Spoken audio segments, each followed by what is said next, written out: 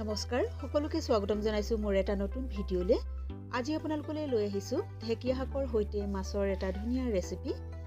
আৰু যিসকল নতুন ভিউৱাৰ্ছে মোৰ চেনেলটো প্ৰথমবাৰৰ বাবে চাইছে প্লিজ সাবস্ক্ৰাইব কৰি দিব বুলি আশা ৰাখিলো। তেনেহলে পলম নকৰি বলক ভিডিঅ'টো আৰম্ভ কৰো। ৰেচিপিটো বনাবৰ বাবে 500 গ্ৰাম ৰৌ মাছ লৈছো।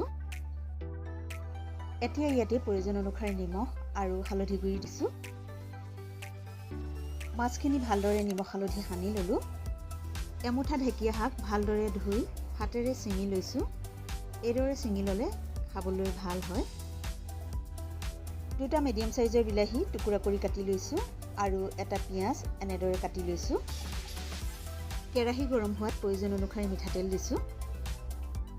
তেলখিনি গৰম হৈ গৈছে। এতিয়া ইয়াতে মাছৰ পিচকিটা ফ্ৰাই কৰি লম।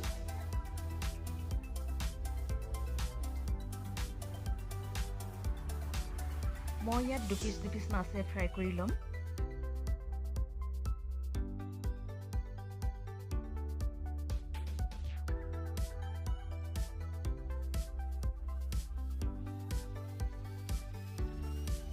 মাছৰ পিচকিটা ভজা হৈ গৈছে। এতিয়া এইখিনি কাঢ়ি ৰাখিম।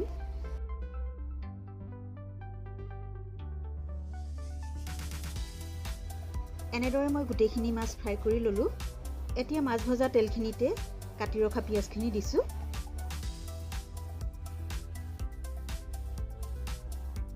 পিয়াজখিনি অলপ ৰঙচুৱা কৰালৈকে ভাজি লম।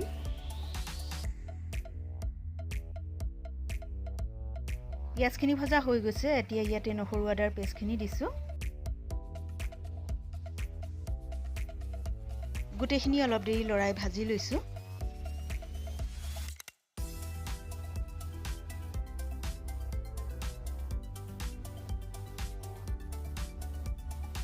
ভজা হৈ গৈছে। এতিয়া ইয়াতে কাটি ৰখা বিলাহীখিনি দিছো।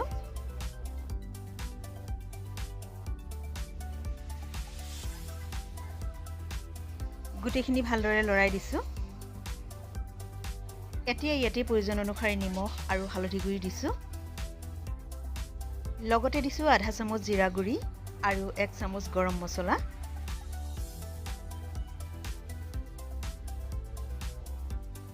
গোটেইখিনি ভালদৰে মিক্স কৰি লৰাই দিছো।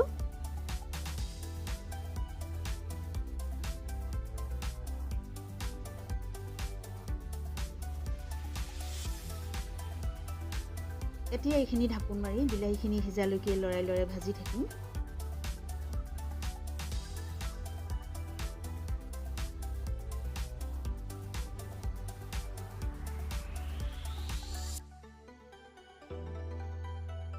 বিলাহীখিনি ধুনীয়াকৈ গলি গৈছে।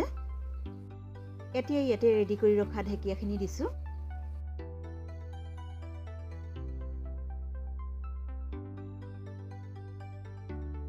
গোটেইখিনি ভালদৰে মিক্স কৰি লৰাই দিছো।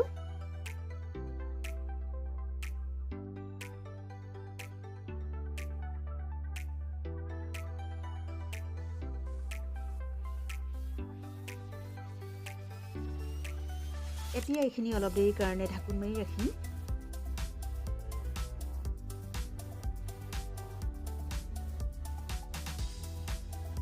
অলপ দেৰিৰ পিছত ঢেকীয়াখিনি ধুনীয়াকৈ সিজি গৈছে।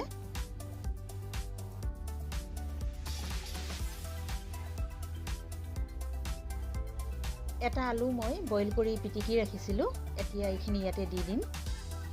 তেতিয়া আঞ্জাখনৰ গ্ৰেভি বৰ ধুনীয়া হয় আৰু খাবলৈও ভাল লাগে। এতিয়া গোটেইখিনি অলপ দেৰিৰ কাৰণে ভাজি লৈছো। এতিয়া যিহেতু ঢেকীয়া শাকৰ সিজন, আপোনালোকে যদি এনেকৈ বনাই খোৱা নাই এবাৰ ট্ৰাই কৰিবচোন, খাবলৈ নিশ্চয় ভাল পাব। ভজা হৈ গৈছে। এতিয়া এইখিনি গ্ৰেভি হ'বৰ বাবে ইয়াতে অলপ গৰম পানী দিছো। পানীখিনি মই আগতে গৰম কৰি ৰাখিছিলো।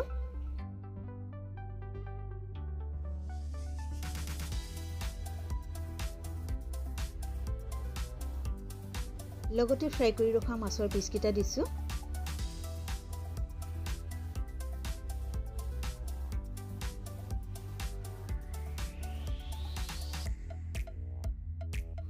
এতিয়া ঢাকোন মাৰি অলপ দেৰি উতল আহিবলৈ দিম।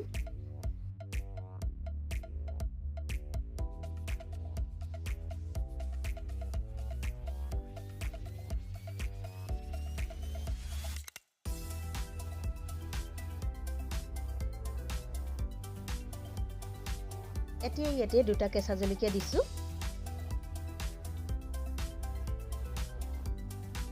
আকৌ অলপ দেৰিৰ কাৰণে ঢাকন মাৰি ৰাখিম।